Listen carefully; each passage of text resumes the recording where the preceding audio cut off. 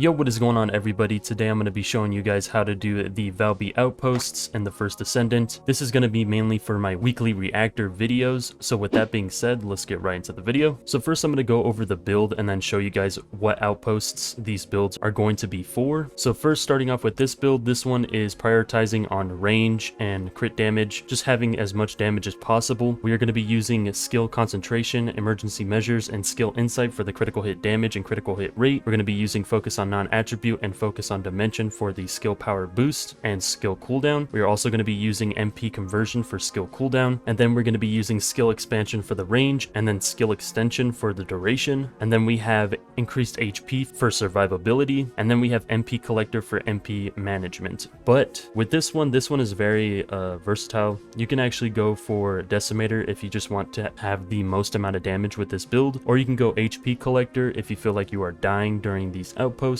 So this is going to be the second build I'm going to be using for specific outposts. This one prioritizes on duration. So we have focus on non-attribute and focus on dimension for skill power and skill cooldown. And then instead of range, we're actually substituting it for maximized duration for more duration. You are going to be losing a 21% skill power modification, but it's really not going to make a difference. And then we also have a skill extension for more duration. We're going to be using MP conversion for the skill cooldown. And then we're going to be also using battle stamina for the skill duration. We are also going to be using decimator for the skill power modification boost, and then we're going to be using increased HP for the survivability. And then for this one, this is really up to you, but I highly recommend using antifreeze for a specific outpost. There's this one outpost that is going to have enemies that are going to give you frostbite, and frostbite is really annoying. You're going to be frozen in place while you're doing your circles, so I highly recommend just using this mod. For the weapon of choice, we are going to be going for the Peacemaker. So with the Peacemaker, the unique ability is whenever you use a dimension or fusion skill, you're going to get a single reload of peace. When single reload of peace is active, it's going to last for 15 seconds, and you're going to get an increase of around 50% non-attribute skill power boost. And this is going to be really good for making sure that you actually one-shot the mobs. With these builds, you really don't need it, but if you really want to push the most amount of damage, you are going to want to use Peacemaker. For your secondary weapon,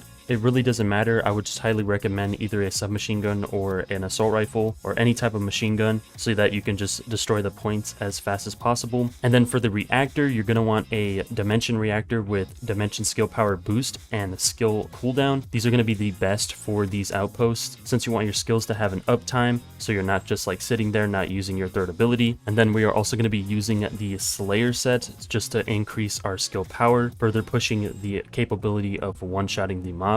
I also wanted to go over the skills really quick. I forgot to mention this. None of these are important other than your third ability. This is going to be the only ability you're going to be using during these outpost runs, so I would just ignore all these abilities and just forget about them. The reason that is because you do have a chance of actually getting certain bosses out of the immunity phase when you use these abilities and the outpost. I'll get into that later. And then I also forgot to mention with supply moisture, this actually puts Valby in a state to where she can actually benefit off of crit hit mods. If you do not have supply moisture, then it is really not beneficial for you to use crit hit mods, and I would just say go for the amplification mods for non-attribute and dimension. But if you do have supply moisture, I highly recommend using crit. The reason that is because whenever you have this mod equipped and you're standing in water, your skill critical hit rate is going to be increased by 20%. This is not multiplicative. This is actually a base 20%. So this is going to stack on your base critical hit damage. So when you do use your multiplicative mods, they're actually going to shoot it up from like 30 to 40% base crit hit to upwards to like 70 to 80%. So you're going to be critting like majority of the time when using these mods. So for Inversion Reinforcement, the perks I would recommend is going to be Biodensity Augmentation, Heightened Sensory Cell, and Adrenaline Rush. So with Adrenaline Rush, every 20 seconds, you're going to have an increase of movement speed by 16% for 10 seconds. This is going to activate every 20 seconds when defeating an enemy. Heightened Sensory Cell, so whenever you're nearby enemies, you're going to recover HP by 20% of your max HP, and then you're going to recover MP by 8.5% of your max MP. This is going to stack for 4 times, and the cooldown is 25 seconds. And then for biodensity, this is just going to increase your max HP by 11% for 30 seconds, and it stacks for 5 times. So I'm going to show you guys the outposts that utilize this build right now on screen. The first outpost that's going to utilize the range build is going to be Defense Line Vulgus Strategic Outpost. This one is going to be located in 4 fortress defense line. And then the other outpost that is going to use the ranged build is going to be the repository Volga strategic outpost. This one is going to be located in Sterile Lands repository. So I'm going to demonstrate how you're going to do both of these outposts. We're going to start off with the one in repository. First, you're going to want to take down A, B, and C. Once you've destroyed A, B, and C, you're just going to make a circle around the outpost, making sure that your dot covers majority of the area. As you can see, all the enemies are dying and they're just constantly respawning. Make sure that you are only using your third ability. As you can see, I am not destroying any of the balls that are above the boss, but if I use my first ability or my third ability, all the balls will get destroyed and then he will be vulnerable. Again, do not use your first or your third ability or your fourth ability. This will kill the boss, so always make sure that you are using your third ability on this outpost. Now I'm going to go over the one in defense line. This is going to be the defense line outpost located in fortress defense line. You're going to want to destroy A, B, C, and D. Once you've destroyed A, B, C, and D, you're going to make sure to do a circle around the outpost, hugging close to the center. You don't want to be close to the walls because the mobs do spawn a lot closer to the center. As you can see, I'm actually able to hit every single mob when I'm doing this route like this. Now going over the outposts that utilize this build right here. The first one is going to be located in Vermilion Waste in Agna Desert. Is going to be the Vermilion Waste outpost. The second one is going to be across from that one and is going to be the Mirage outpost. This one is also going to be located in Mirage Stone, Agna Desert. And then the other outpost that is going to utilize this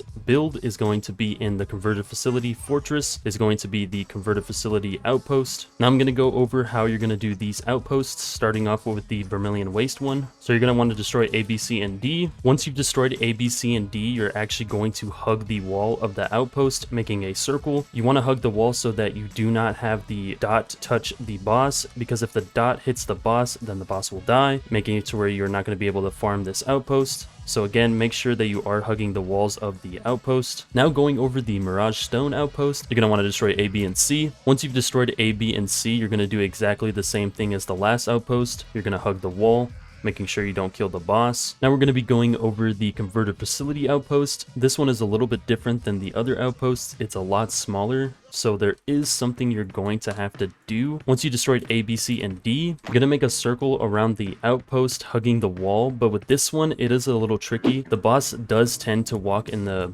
dots. As you can see right there, it just insta dies. So I will show you guys how to counteract that or go around this. So what I'll do is I will do a circle around the outpost, and then I'll kind of kite the boss away from the dot, making sure that it doesn't land in it. So you kind of just want to like face tank the boss for a bit, making sure he doesn't go in the dot. And then once you feel like your dot is about to, oh shoot, hey.